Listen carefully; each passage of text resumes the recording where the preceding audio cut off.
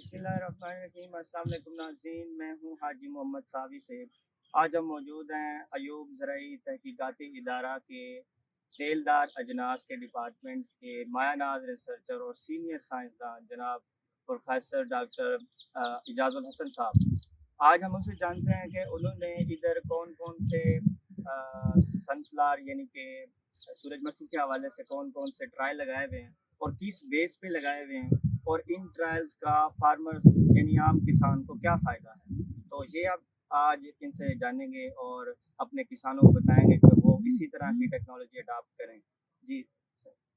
शुक्रिया हाजी साहब। तमाम किसान भाइयों को अस्सलाम वालेकुम। ये जो आप मेरे पीछे फसल देख रहे हैं, ये हाइब्रिड्स लगे हुए हैं सनफ्लावर के। इसमें अदारा ऑयल सीड रिसर्च इंस्टीट्यूट के दो हाइब्रिड ओरिसन 701 और ओरिसन 517 और इसके साथ साथ जितनी भी प्राइवेट सीड कंपनीज हैं सबके हमने हाइब्रिड लगाए हुए हैं।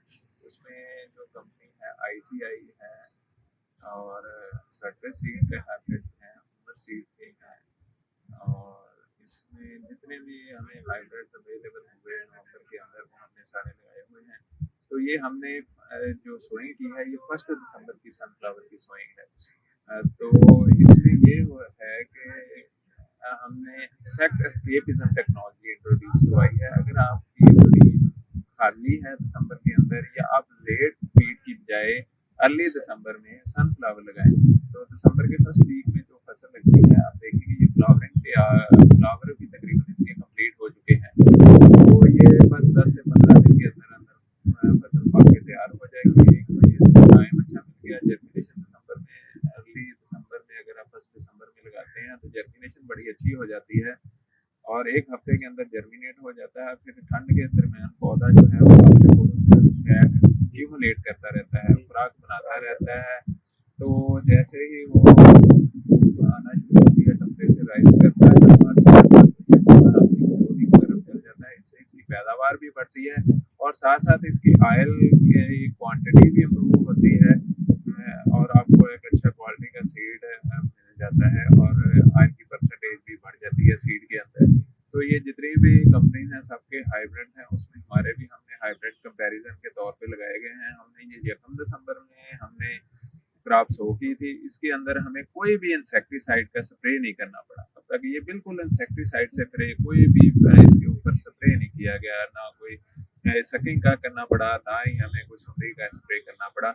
ये उनके आने के पीरियड के आने से इंसेक्ट के पहले पहले ही पक के तैयार हो गई है और ये बहुत अच्छी मतलब इसकी प्रोडक्शन भी है कि हम 40 मन ऑन एवरेज इसकी पैदावार ले सकते हैं। बहुत शुक्रिया जी। किसान भाइयों, जैसा कि आपने जाना कि अगर आपने गंदम लेट काश्त करनी है तो उस गंदम को आप अवॉइड करें। सबसे बेहतरीन आपके पास ऑप्शन जो है वो सूरजमुखी का है। अगर आप लेट हो चुके हैं कपास की वजह से या किसी भी फसल की वजह से और गंदम आपकी लेट हो रही है तो गंदम ना लगाएं और उसकी जगह आप सूरजमुखी लगाएं। सूरजमुखी जब आप दिसंबर में लगाएंगे तो डॉक्टर साहब जिस तरह कह रहे हैं कि प्रोडक्शन भी अच्छी आती है और इस पे कीड़ों का हमला भी नहीं होता और जो है आपकी पैदावार में इजाफा होगा। इसी तरह मज़ीद मालूमात व रहनुमाई के लिए सावी ऐप को इंस्टॉल करें और सावी के यूट्यूब चैनल को सब्सक्राइब करें और सावी के फेसबुक पेजेस को लाइक करें और मज़ीद मालूमात व रहनुमाई के लिए सावी के साथ रजिस्ट्रेशन करवाएं। बहुत बहुत शुक्रिया। मिलेंगे अगली वीडियो में। अपना बहुत सारा ख्याल रखें। अल्लाह हाफ़िज़।